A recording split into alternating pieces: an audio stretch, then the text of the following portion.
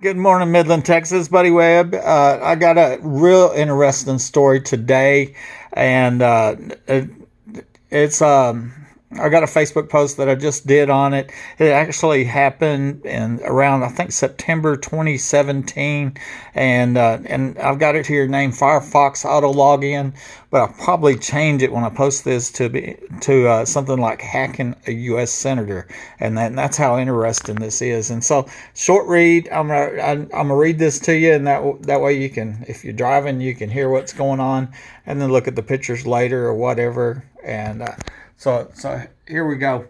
Uh, I saw something very alarming on my computer in late 2017, so I took screenshots and sent it to this group of law enforcement leaders. That is Chief of Police Bryce Robinson, Sheriff Gary Painter, Major Crayton McGee of the Texas Rangers E Unit. He's over this entire area.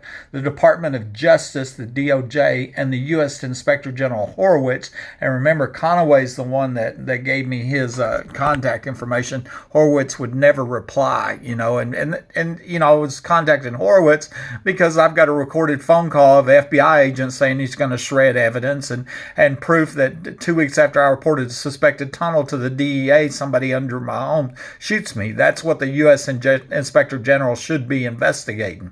Anyways, moving on. Here's what happened. I use Firefox as my internet browser on my desktop computer, and it has a function that saves my username and password to Facebook, so I never have to type my password. And then this was typed, I don't know, about a year ago. I now use Chrome actually, and I don't use that browser anymore. But last Thursday, which was the same day that the stalker got me blocked off of Facebook, remember this is back in 2017, I couldn't get logged into my Facebook account, and I was forced to do a password reset. Now remember, it's impossible for me to forget my password because I don't have to type it. Somebody had hacked my account. Okay, and that's what I'm talking about. On the Firefox auto login, it remembers your password, so I never have to type the password. And then all of a sudden, somebody's messing with my computer, hacked into my computer, and that's what forced me to do that. Now when I mentioned the stalker got me blocked off Facebook, that was the story of the Dr. Stalker, if you remember that. All the emails I got from the 5 different addresses, from Keith Turman, from the Mark P. Jones, and all them addresses. I got a video on that. The one guy says, about meeting me in, he remembers meeting me in Hobbs in the 80s, or seeing me in Hobbs at a little restaurant, Wallace's Frost Stop, in the 80s. That told me that, this group had been stalking me for 30 years, literally. And then another thing where he learned how to fake x-rays back in the 70s, after the war, whatever. I've got an email that says that's not this story, but anyway, that was that event when the stalker got me blocked off of Facebook. I then noticed the second name in the Firefox username login drop-down box, which had a misspelled account with my name on it. The hackers obviously misspelled my name, so it looked like they were trying to log in with my name, and they typing it in got it wrong, and it saved it because that's what Firefox auto login does. On Sunday, I decided I want to get rid of that second name, so I went to Google and I searched how to remove unwanted login names from the Firefox auto login. I deleted both of them with plans to recreate my account with the correct password, and that way I didn't have to type the password again. And that, that's what was going on, is that it was automatic because it remembered my password, and then all of a sudden somebody tried to hack in my computer and get in there, and then it messed it all up. And so I Googled it, and it's like you go to the registry editor. I went in there, I deleted it, and when I did, here's what I saw. When I went back to the Facebook login screen, I see this new list of usernames, which I screenshotted. This is what I sent to law enforcement. I'll list them with notes below, okay? And I'm going to show you this because I got screenshots on them, okay? So here's what I'm talking about. Here's the login for Facebook, and like I said, I was using Firefox, and here's the email address for the names, okay? So here's the email address I use to log in, and then I see all these other names in the list, and I'm like, how'd they get there? Why are they there? I never, this is login for Facebook, and you got J. Dar, Midland, Texas. I'm gonna go over these. Look at this misspelled one, BB Buddy Wayne Webb. See, you can see where they're misspelling the password 2 or 3 times, and then there's Dallas_office at Cornyn.Senate. Okay, and that's what I was talking about right here. I'm going to rename this probably hacking a U.S. senator, because don't you think that's kind of weird that, here, why on my computer is the email address for a U.S. senator, and then here's high level Associated Press executives that I didn't know, I had never contacted, and they're on my computer. And here, Kay Orth at KMID, she's a news anchor. Okay, another high-level AP executive, the district attorney, and even the Midland Crime Stoppers, which I think, who I believe is over Midland Crime Stoppers, is Teresa Klingman, the former district attorney when I was ambushed and shot, and she's the one, her office went after me with that protective order case, with the ex-wife that's alleged to be involved in the shooting that I hadn't seen her talk to in a year and a half and lived 100 miles away. I have a protective order filed on me. That's a whole nother story. But anyway, I think that person, Klingman, former DA, is over Crime Stoppers. Okay. And so that gets us started. So basically what I did here is got a list of each of them email addresses and doing the research on them. Jay Darr, Midland, Texas. This is the Midland Deputy Chief. That's higher than a lieutenant. Jeff Darr, and he's married to Judge Robin Darr, which I think is a district judge. He was on the famous True Miracle email sent in 2013, but I haven't emailed him since then that I know of. His name has never showed up in any reports as being involved in the crimes against me, and he wasn't on my radar. And so, that's why I really haven't emailed him or whatever. And because his name isn't on the reports. The True Miracle email is the one I sent less than a year after I shot, and it went to Governor Rick Perry at the time, who Trump made the Secretary of Energy, that now just recently said is leaving office in November. And I wonder if Perry is not leaving office because of what's going on in Midland. He was governor of Texas when I'm ambushed and shot, and a dozen cops were caught on camera. It looks like they were into my home. It might have been cops that tried to murder me, etc. Okay, and then here's Dallas office corner, and I'm going to show you what I wrote here. This is Senator John Cornyn's email at the Dallas office. I told my story to a member of his staff in May of this year. Of course, that was written in 2017. And I was then asked to email them with expectations of speaking with the senator, but once again, I started getting ignored. My last email to this office was on this date in 2017, probably. I did mail this office evidence of the Haley Dunn case as well. And so I had a long conversation with this staff there, and so I had emailed that address. That address was found on my computer. Unlike what you're going to see, I had contacted Darr before. I'd contacted this office before because they were in my Gmail. But like these AP executives we're going to see in a minute, and I didn't even know who these people were, and they're showing up on my computer. But the fact that it's a U.S. senator and his email address is on my computer, which shows that it's hacking, you'd think it'd be a national news story. Interestingly, I think we'll see, I think on a link here in a minute, President Trump offered him the FBI director job after I contacted his office and told him about the crimes here in Midland. Okay. J. Bruce at ap.org. Gmail says that I've never emailed this person, but it looks like this is Jessica Bruce. She works for Associated Press, the largest news service in the world. This is what I found on the internet. The Associated Press today announced that Senior Vice President Jessica Bruce will be the new head of corporate communications while remaining in charge of global human resources. This person's email address was on my computer. I'd never contacted her before. Kay Orth at KMID. This is Katie Orth, the new evening news anchor for KMID, Big 2 here in Midland. She started working here in May, and of course that was a couple years ago. And I emailed her one time, and her email address is on this list as trying to log into Facebook on my computer. Now remember, Firefox autologin saved it. Okay, S. Busby at AP. This is Sally Busby. I've never emailed her before, never heard of her. Google showed me this. The Associated Press announced today that AP Vice President and Washington Bureau Chief Sally Busby has been named the news agency executive editor effective January 1st, 2017. And so why was this woman's email address on my computer? Okay, Laura underscore Nodoff.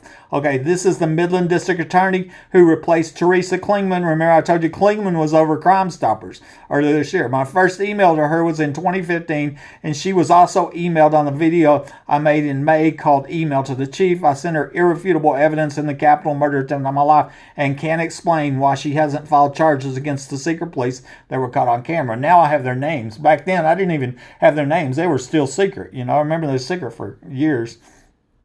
And tips at Midland Crime Stoppers. I sent tips to Midland Crime Stoppers, but always from their online email. I didn't know they had a normal type email address and can't explain why that login is here either. And did these people log in to check their Facebook from my computer, or did our hacker do that? Something very fishy is going on here. Okay. And then I've just got some links here that I found on the internet, news links. So we'll click on the promotion app, and at the same time, President Trump was elected. Okay. And so Washington Bureau Chief Sally Busby named AP executive. It's on AP Associated Press. Announced today that Vice President Washington Bureau Chief Sally has been named the news agency executive editor effective January 1st, 2017. So, and here her email address, and I emailed her after this. Everybody on that list, I sent them emails. So if they didn't know about it, they do now. And it's been hush hush, not a news story. She's a news person, right?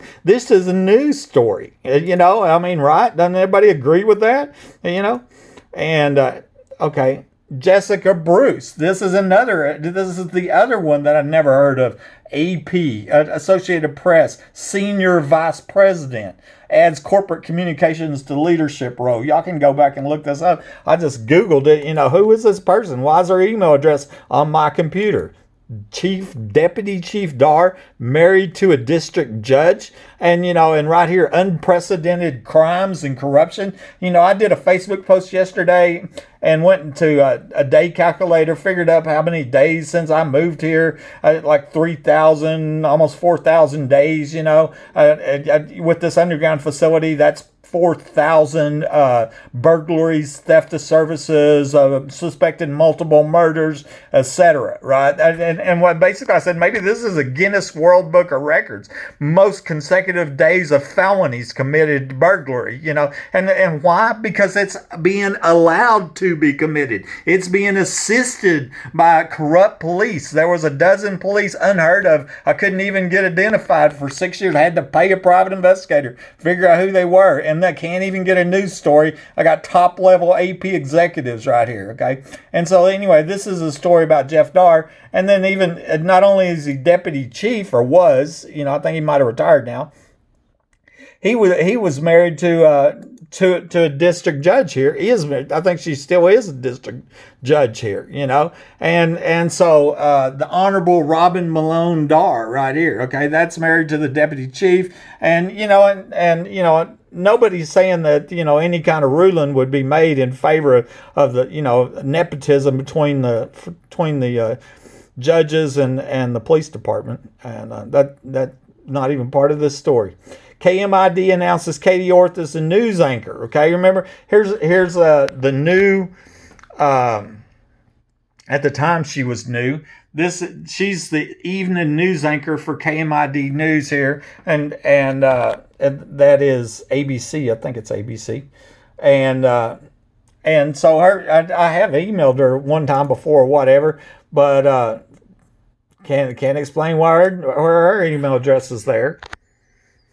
We're going to click on the next one here, and we're waiting. CBS 7, Laura Nodoff. Laura Nodoff replaced Klingman. Now, Klingman was the district attorney when I was ambushed and shot in my home, and the secret police were caught on camera. And then, but then she resigned and took over Crime Stoppers, and Laura Nodoff became the district attorney. And I've contacted her. I've got emails from her and to her, and so there's no doubt in my mind, you know. I sincerely believe all these people know about $1 million underground facilities that were being used for you know, the famous and wild oil show prostitution parties everybody around this part of the country's heard of. I mean, how can you not know, live in this town, be from here, not know about $1 million underground facility, right?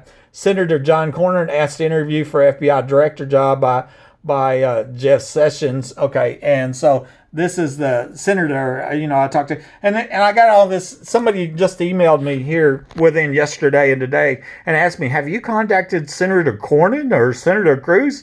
I'm like, yes, and yes, and yes, and yes. I've contacted more people than you can imagine. And then, but I went on to say, interestingly, the brother-in-law of U.S. Congressman Mike Conaway used to live across the street from this house, which seems important since, one person said the underground facility is half block away. Another person said there's 4 3-bedroom underground homes, 25 foot deep, each costing $1 million.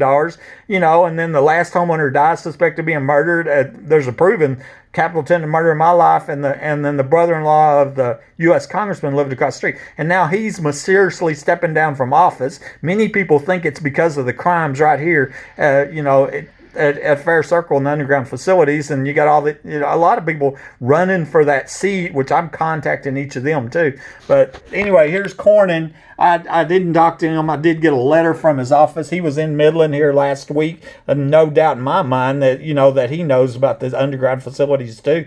How can you not know about $1 million underground facilities hosting oil show and prostitution parties? And some of your biggest donors are oil company executives, and so, anyways, that's that story. And I did do a video one time. It's called A Test of Journalistic Integrity, and with Associated Press. And what I did was set up my camera, and I called Associated Press, and I just got a random reporter on the phone. And so I'm making a video, and of course they don't know that at the time, and I'm telling them my story, and it's incredible fact filled. I've got police reports, security camera pictures, video, medical reports, ballistic evidence. That it's not my word against their word. It's hard evidence. This is unprecedented crime and corruption. But at the end of this call, on this video, I tell this reporter, that I'm making a video. It's recorded.